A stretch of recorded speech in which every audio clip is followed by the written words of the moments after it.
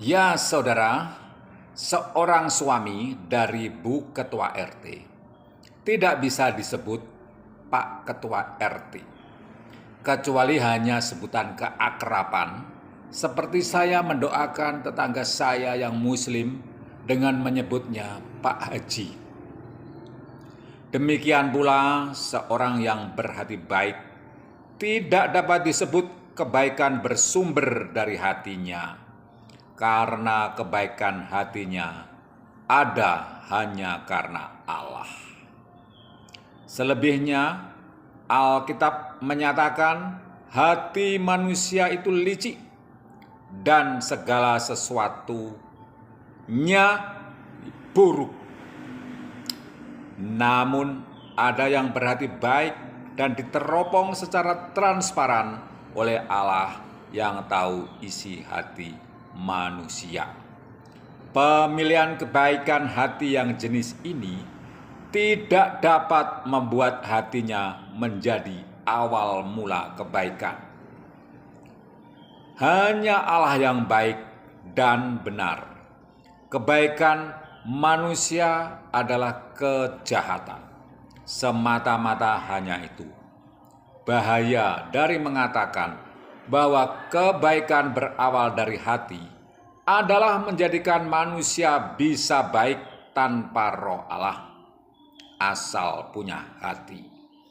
Lalu jatuhlah ke agama perbuatan baik, bukan bergantung sepenuhnya pada kemurahan hati Allah.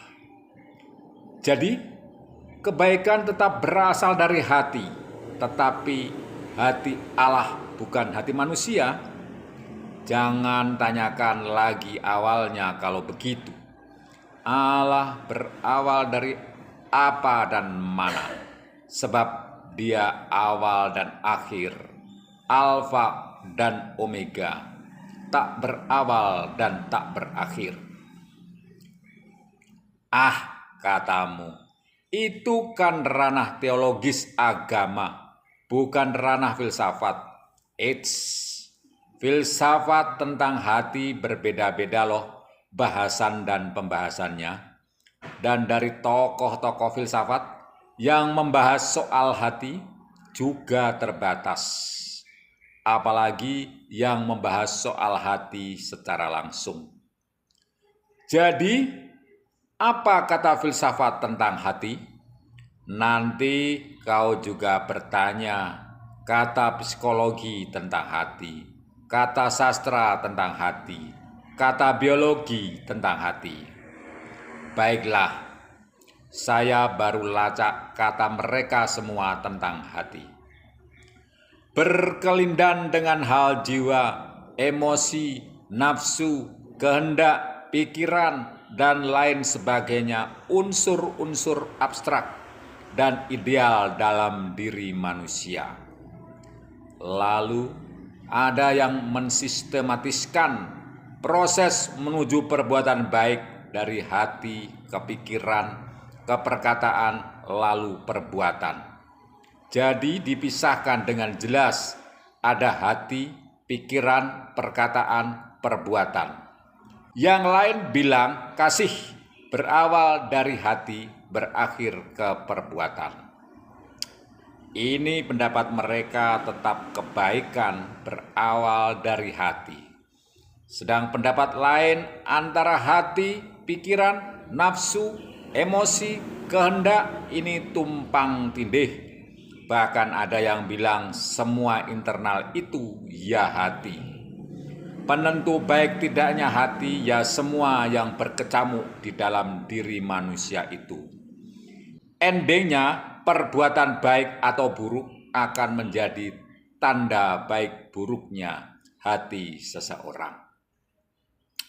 Namun kan sering kita dengar orang yang berbuat jahat itu sebetulnya hatinya baik kan?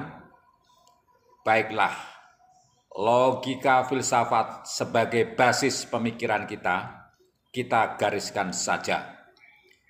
Kebenaran dan kebaikan itu harus tak berbatas waktu dan tempat. Jadi harus kekal. Nah, siapa yang kekal kecuali Tuhan Allah? Maka kalau orang baik itu, kan dia pernah tidak baik.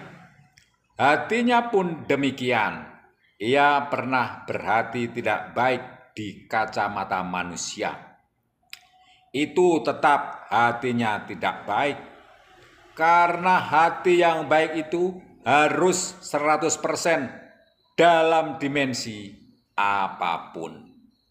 Ya sudahlah, logika saya menyerah tentang kebaikan hati manusia yang katanya berawal di hati itu.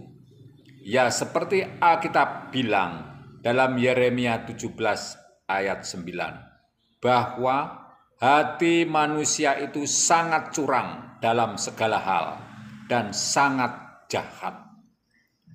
Dan selebihnya di ayat-ayat Alkitab yang lain soal hati yang baik sebagai sumber perkataan dan perbuatan yang baik jelas hanya semata-mata Allah yang mengubahnya. Tinggal carilah cara Allah mengubah hati itu. Ini bahasan tersendiri yang jelas juga tak mungkin hati manusia yang pada hakikatnya jahat itu melakukan, bahkan sekedar mendekati sumber kebaikan dan kebenaran itu. Terbakar loh.